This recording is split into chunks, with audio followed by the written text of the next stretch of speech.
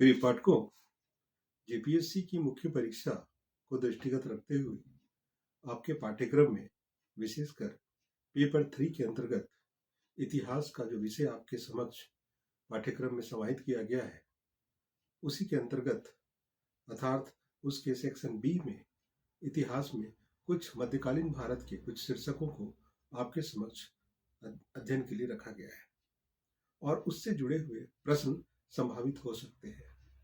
उसी कड़ी में एक प्रश्न और उसकी व्याख्या मैं आपके समक्ष प्रस्तुत कर रहा हूं, जो मध्यकालीन भारत से संबंधित है और वह अकबर कालीन अर्थात मुगल कालीन मनसबदारी व्यवस्था से संबंधित है। तो उससे जुड़े हुए यदि कैसा प्रश्न परीक्षा में देखने को मिल सकता है, मैं उन अभ्यर्थियों को के लिए सामग्री प्रस्तुत कर रहा हूं जो परीक्षा उपयोगी होगी। तो यदि प्रश्न ऐसा आ जाए कि मनसबदारी प्रथा क्या थी और मुगल काल में इस प्रथा का क्या महत्व था, इसके गुण और दोषों की चर्चा करें। तो यदि इस तरह के प्रश्न आए तो आपके व्याख्यान में किन किन बातों का स्थान होना चाहिए, उसको मैं आपके समक्ष रखने की कोशिश करूंगा। जितने भी गंभीर अभ्यर्थी होंगे, मुझे लगता है कि वो मेरे इस व्याख्यान का लाभ उठा पाएंगे और परीक्षा में जरूरी जानकारियां अपने स्क्रिप्ट में स्थापित कर पाएंगे।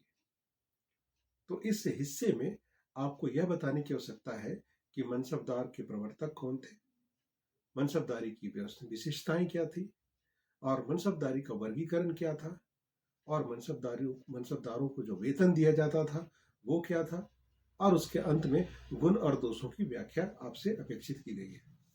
तो चलिए उसी कड़ी को मैं आप तक रखने की कोशिश कर रहा हूं। तो उसे आप इस तरह से समझें कि मुगलों के द्वारा विकसित मनसबदारी व्यवस्था ऐसी थी जिसका भारत से बाहर कोई उदाहरण नहीं मिलता है। मनसबदारी व्यवस्था की उत्पत्ति की मैं बात करूं तो संभवतः चंगेज खां के काल में इस तरह की व्यवस्था का उद्भव हुआ था, जिसने अपनी सेना में दशमलव के आधार पर अर्थात अपनी सेना को चंगेज खां ने दशमलव के आधार पर संगठित किया था। इसमें सबसे छोटा एकांश यूनिट 10 का था और सबसे ऊंचा 10,000 अर्थात 10,000 का होता था, जिसे तोमान कहा जाता था और जिसके सेना अध्यक्ष को खान के नाम से पुकारा जाता था। मंगोलों की इस सैन्य व्यवस्था ने कुछ सीमा तक दिल्ली सल्तनत काल में जो शासक हुए थे उनकी सैन्य व्यवस्था को भी प्रभावित किया था और इसी मनसबदारी व्यवस्था को अकबर ने अपने शासन काल में अर्थात अपने शासन काल के 11वें वर्ष में अर्थात 1576 ईस्वी में अपने शासन काल में लागू किया था। सो अकबर से पूर्व जागीरदारी प्रथा जो चलन में थी, उसके अनुसार सेना एकत्र करने की प्रथा चलन में थी। अकबर ने देखा कि ये जागीरदार निश्चित संख्या में ना तो घोड़े रखते हैं और ना ही घुड़सवार रखते हैं और ना ही सैनिक रखते हैं। तो ऐसी स्थिति में अकबर के समय मनसबदारी व्यवस्था को अर्थात सेना को संगठित करने की एक ऐसी व्यवस्था अकबर ने लागू की कि प्रत्येक मनसबदार अपनी अपनी श्रेणी और अपने अपने पद के अनुसार घुड़सवार और सैनिक रख सकते थे और सम्राट के द्वारा उन्हें प्रतिमाह नकद वेतन या जागीर भी मिला करता था। तो उससे पूर्व इतनी बातों को बताने से पूर्व यह भी जानना आवश्यक है कि मनसब शब्द का शाब्दिक अर्थ क्या है। तो मनसब शब्द जो है वो फारसी भाषा का शब्द है जिसका अर्थ होता है दर्जा या ओहदा। तो मनसबदारी प्रणाली को अकबर ने नई प्रशासनिक और राजस्व प्रणाली के रूप में पेश किया था। अकबर के 9 रत्नों की जानकारी पाठकों को होगी। तो अकबर के जो 9 रत्न थे उसमें अबुल फजल द्वारा रचित अकबरनामा, उसका जो तीसरा भाग है आईने अकबरी में मुगल कालीन 33 किस्म के 33 श्रेणियों की मनसबदारी की जानकारी हमें प्राप्त होती है। और जहां तक अकबर के कार्यकाल में मनसबदारों के वर्गीकरण की बात है, तो अकबर ने अपने शासनकाल में मनसबदारों को 3 वर्गों में बांटा था। पहला मनसबदार, दूसरा मनसब मनसबदार उमराव और तीसरा उमराव आजम। इस तरीके से ये 3 वर्गीकरण अकबर के शासन में मनसबदारों के लिए किए गए थे। जहां तक मनसबदार की बात है, उसमें 10 से 400 मनसबों को उसके अंतर्गत रखा गया था, जबकि मनसबदार उमराव के अंतर्गत 401 से 2500 मनसबों को उसके अंतर्गत रखा गया था। इसी तरह उमराव आजम मनसबों के तहत 2500 से ऊपर के मनसब माने जाते थे या उनकी मान्यता थी।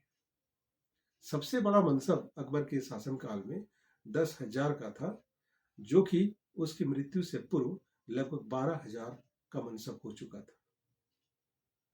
तो यहां मैं बताऊं कि अकबर के शासनकाल में केवल काजी पद एक होता था और उसके अलावा सदर सुदूर, इन 2 पदधारकों को छोड़कर जितने भी सैनिक और गैर सैनिक अधिकारी होते थे वो मनसब के अधिकृत होते थे, मनसब प्राप्त करने के लिए उस श्रेणी में आते थे। जहां तक अकबर की बात है, अकबर ने सबसे अधिक मनसब अपने पुत्र जहांगीर को दिया था। यहां यह भी जानने की जरूरत है कि 5,000 से ज्यादा का मनसब अकबर के शासनकाल में या मुगल काल में कहें तो सिर्फ राजघराने के लोगों को ही दिया जाता था, और 5,000 से ज्यादा का मनसब यदि अकबर ने अपने शासनकाल में राजपूत शासकों की मैं बात करूं तो मान सिंह को, और एक गुजरात के शासक थे जिनका नाम था मिर्जा अजीज कोखा, उन्हें इस तरह का 5,000 से अधिक अर्थात 7,000 का मनसब दिया था। 5,000 के मनसब धारकों की बात मैं करूं तो उनके अंतर्गत उन्हें जो अधिकार क्षेत्र में था, उन्हें 346 घोड़े रखने होते थे और 100 हाथी रखने की अनिवार्यता थी।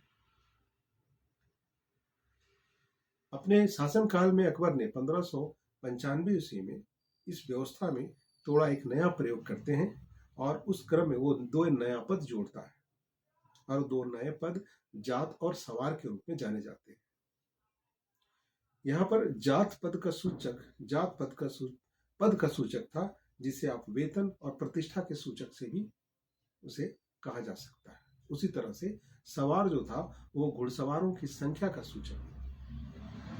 तो अपने इस कालखंड में अकबर अपने शासनकाल में मनसबदारों को के खासकर उनके द्वारा जो घोड़े रखे जाते थे उनको दागने के लिए भी एक प्रथा चलाई थी, और प्रत्येक घोड़े पर 2 निशान लगाए जाते थे, एक सरकारी निशान और एक मनसबों के द्वारा लगाए गए निशान। सरकारी निशान घोड़ों के दाएं पुट्ठों पर लगाया जाता था, और मनसबदार के द्वारा जो निशान लगाए जाते थे वो घोड़े के बाएं पुट्ठे पर लगाए जाते थे। तो आगे मैं बात करूं कि मनसबदारों को नकद और जागीर के रूप में वेतन मिलता था, है ना। वेतन कहा जाए कि 12 माह का वेतन 12 माह की जगह 8 माह का वेतन मिलता था उन्हें, किंतु जागीर से उन्हें केवल राजस्व प्राप्त करने का अधिकार था। भूमि पर प्रशासनिक अधिकार मनसबदारों को नहीं मिलता था। यहाँ ध्यान देने वाली बात यह है कि सवार जात और सवारों की मैं बात करूं तो सवार कभी भी जात से ज्यादा नहीं होते थे। तो इस तरह से आगे की मैं बात करूं तो आपकी व्याख्या में इन सारी बातों को स्थान देते रहना है, और तब आपकी व्याख्या जो है सारगर्भित प्रतीत होती चली जाएगी और परीक्षक को पसंद आएगी। आगे आप लिखते हैं कि अकबर ने अपने संपूर्ण मनसबों को 66 श्रेणियों में बांटा था, और ये जो 66 श्रेणियां थी उसमें अकबर ने अल्लाह शब्द का योग अर्थात 1 प्लस 30 प्लस 30 प्लस 5 इस तरीके से इसी को 66 वर्गीकृत में 66 श्रेणियों में बांटा था। अब अकबर कालीन में जो मुगल शासन के समय में जो मनसबदारी व्यवस्था थी उसके दरमियान एक और व्यवस्था ये थी कि यदि कार्यकाल के दरमियान यदि मनसबदारों की यदि मृत्यु हो जाती है तो उनकी संपत्ति को जब्त कर लिया जाता था। तो इस तरह से मनसबदारी व्यवस्था के तहत अकबर ने अपने साम्राज्य में प्रशासनिक परिवर्तन करते हुए, नई व्यवस्था करते हुए सैन्य संगठन को मजबूत किया था। तो मैं बात करूं इस तरह की मनसबदारी व्यवस्था से होने वाले लाभ और उससे होने वाली हानियों के संदर्भ में भी थोड़ी बात कर ली जाए। तो जहां तक मनसबदारी व्यवस्था के बारे में कहा जाए कि यह मुगल व्यवस्था का मेरुदंड कहा जा सकता है। इस व्यवस्था ने सारे राज्य में प्रशासन में एक तरह से एकरूपता लाई थी, जिससे राजनीतिक एकीकरण का मार्ग प्रशस्त हुआ था। इस व्यवस्था से जाति एवं सामंती प्रवृत्तियां कमजोर होती दिखी थी, क्योंकि प्रत्येक मनसबदार को विभिन्न जातियों और संप्रदायों के सैनिकों को अपने साथ रखना पड़ता था। आगे आप लिखते हैं कि मनसबदारी व्यवस्था में सामंतों पर सम्राट का प्रभावी नियंत्रण एक तरह से स्थापित हो चुका था। अगले पैराग्राफ में आप लिखते हैं कि मनसबदारी व्यवस्था में की हानि की मैं बात करूं तो उसमें ये इस तरह की व्यवस्था कही जा सकती है कि यह अति केंद्रित व्यवस्था थी, जिसमें मनसबदारों को वेतन के रूप में जागीरें दी जाती थी और उन जागीरों से प्राप्त होने वाले अनुमानित राजस्व को जामदानी कहा जाता था और वास्तविक राजस्व को हासिलदामी कहा जाता था। लेकिन इस तरह के मिलने वाले अलग अलग हिस्सों से मिलने वाले जो बाद में कालांतर में जो राजस्व में अंतर आने लगा, उसके कारण मुगल दरबार में या फिर मुगल दरबार में कहा जाए तो मनसबदारों में गुटबंदी होने लगी थी, जिसके कारण परवर्ती काल में राजनीतिक विकेंद्रीकरण की प्रक्रिया शुरू हो गई। ये मैं बातें बता रहा हूं मनसबदारी व्यवस्था की हानियों के संदर्भ। अंततः इसके परिणाम स्वरूप क्या हुआ कि मुगल प्रशासन की व्यवस्था पूर्णतः चरमरा सी गई। अब मैं कुछ अन्य दोषों की बात करूं जो मनसबदारी व्यवस्था के कारण मुगल काल में देखने को जो परिलक्षित हुआ था, वो ये कि मनसबदारी प्रथा में सेना में भी जागीरदारी की सेना की भक्ति में देशभक्ति के स्थान पर स्वामी भक्ति ज्यादा दिखने लगी थी। दूसरी तरफ चूंकि सेना का वेतन मनसबदारों के द्वारा प्राप्त होता था, अर्थात ऐसी स्थिति में भ्रष्टाचार को भी प्रोत्साहन मिलना शुरू हो गया था। इतना ही नहीं, मनसबदारों में धीरे धीरे भोग विलास की ही स्थिति बनती दिखी थी। और अगर अकबर के बाद परवर्ती शासकों में जहांगीर के शासनकाल में मैं बात करूं तो जहांगीर ने अपने शासनकाल में एक ऐसी प्रथा चलाई थी जिसे बिना जात पद बढ़ाए ही मनसबदारों को अधिक सेना रखने को कहा जाता था। इस प्रथा को दुहस्पा और सिंहस्पा के नाम से जाना जाता था। तो इस तरह से ये जो नई व्यवस्था जहांगीर ने अपने शासनकाल में लागू किया था, ये अपने शासन के 10वें वर्ष में लागू किया था। दुहस्पा की मैं बात करूं तो इसमें मनसबदारों को अपने सवार पद के दुगने घोड़े रखने पड़ते थे, जबकि सिंहस्पा में मनसबदारों को अपने सवार पद के 3 गुना घोड़े रखने पड़ते थे। जहांगीर के बाद यदि औरंगजेब के शासनकाल की बात करूं तो औरंगजेब के शासनकाल में जब कोई बड़ा सैनिक अभियान हुआ करता था तो मनसबों के सवार पर भी अतिरिक्त वृद्धि करा दी जाती थी, जिसे मशरूत कहा जाता था। तो आगे कहा जा सकता है कि औरंगजेब के समय में मनसबों की संख्या में इतनी वृद्धि हो गई थी कि उन्हें देने के लिए जागीर तक नहीं बची थी। ऐसी स्थिति को बेजागिरी का नाम दिया गया था। तो यहाँ पर अकबर के शासनकाल से लेकर के औरंगजेब के शासनकाल तक मनसबदारी व्यवस्था के जो क्रमिक परिवर्तन देखने को मिले, उसकी व्याख्या अभी तक आपने मेरे माध्यम से सुना।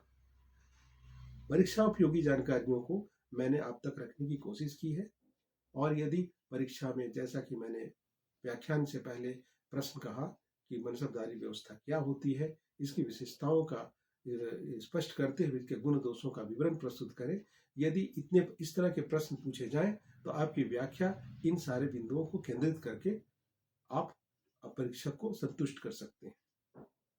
तो उम्मीद करता हूं कि आज का ये व्याख्यान जो इतिहास के संदर्भ से था आपको पसंद आया होगा।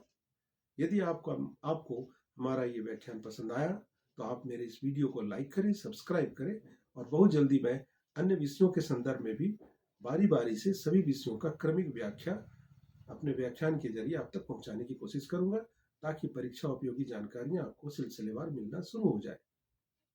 आज आपने मेरे वीडियो को ध्यान से सुना, इसके लिए आपको हृदय से धन्यवाद।